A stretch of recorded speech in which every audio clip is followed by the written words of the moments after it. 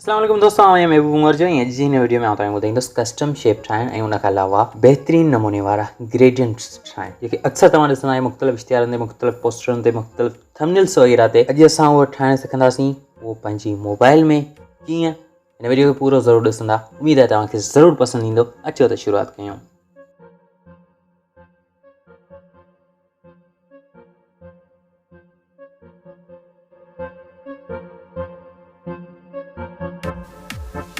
दोस्तों सभ खां पहिरीं पिक्सल ऐप ओपन कयो ऐं हिते जेकी टेक्स्ट तव्हांखे रेडीमेड मिले थी, मतिलबु त न्यू टेक्स्ट, इनखे डिलीट कयो ऐं उन खां पोइ पहिरीं हिन जो कलर चेंज कंदासीं। हिन जो कलर को ग्रेडियंट पाण ॾिसी सघूं था, पर हिन खे वाइट कलर ॾियां थो, बहितर रहंदो मुंहिंजे ख़्याल में।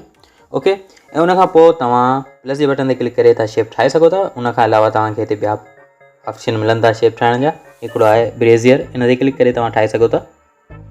ठीकु आहे, ओके। उन खां अलावा तव्हां ड्राइंग ते क्लिक करे हिते पंहिंजो शेप ड्रा करे सघो था। तव्हां जेको शेप तव्हां ड्रा करणु चाहे करे सघो था। ओके, पर आउं प्लस जे बटन ते क्लिक करे शेप ठाहींदुसि, छो जो मूंखे स्मूथ क़िस्म जो शेप खपे थो। ओके, त तव्हां मूं हीउ गोल वारो शेप ठाहियो ऐं हेठि अची करे ग्रेडियंट ते क्लिक करे हिते मूं ऑलरेडी ठाहे रखियो आहे, जेको तव्हां ॾिसो था ज़बरदस्त कलर नज़र अचे पियो। हीउ मूं कीअं ठाहियो, हिते प्लस जे बटन ते क्लिक करे इनखे सिलेक्ट कंदुसि ऐं उन खां पोइ हेठि जेको ड्रॉप वारो आइकन आहे हिन ते क्लिक करे, पेन जे आइकन ते क्लिक करे हाणे मूंखे वञिणो पवंदो गूगल ते ऐं हिते मूंखे सर्च करिणो पवंदो free gradients colour combination for graphic design.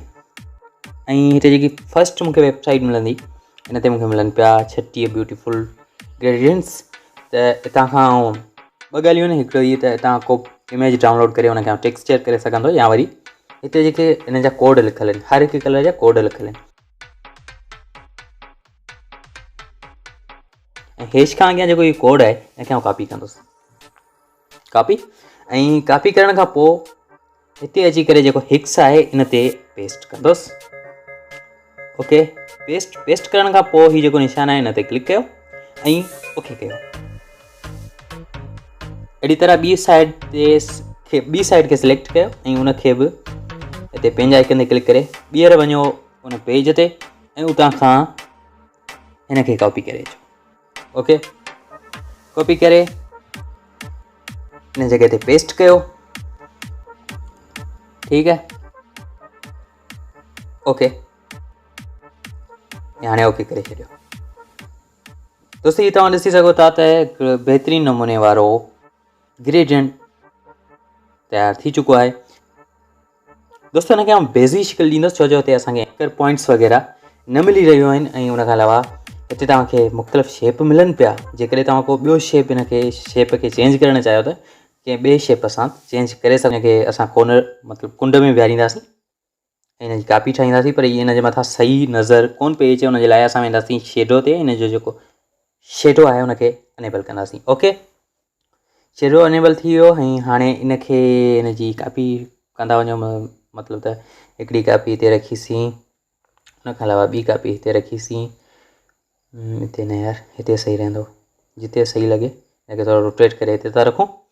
Okay, उन खां अलावा वरी हिनजी कॉपी ठाहियूं ऐं हिनखे थोरो नंढो करे हिन जो कलर चेंज कंदासीं, हिन जो खे ॿियो ग्रेडियंट ॾींदासीं ऐं हुनखे हिते रखंदासीं ऐं हिनखे हिते।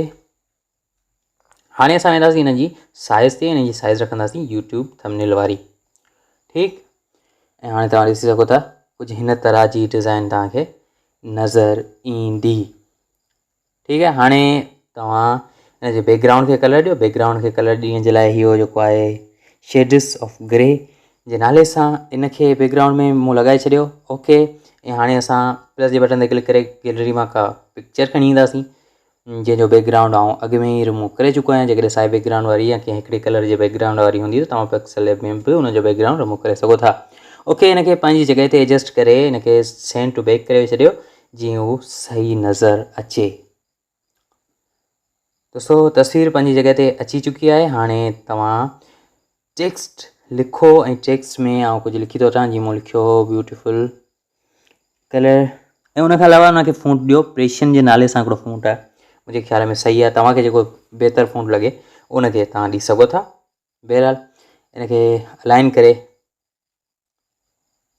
बी जे अॻियां स्पेस अची वियो आहे शायदि, इन करे बी अॻियां अॻियां बीठे, बहरहाल उन मां स्पेस कटे था छॾियूं। बहरहाल ओके, हाणे हिन शेप खे थोरो हिन जे विच में विथी रखो, मतिलबु त स्पेस रखो, ऐं हिते जेको कुझु तव्हां लिखणु चाहियो लिखी सघो था। तो दोस्तों ही हुई अॼु जी वीडियो। उम्मीद है तव्हांखे ज़रूरु पसंदि आई हूंदी। वधीक एॾी वीडियोज़ जे लाइ मुंहिंजे चैनल खे सब्सक्राइब करे घंटी जे निशान ते क्लिक करे आल ते क्लिक कयो। को बि सवाल कमेंट में लिखी छॾियो।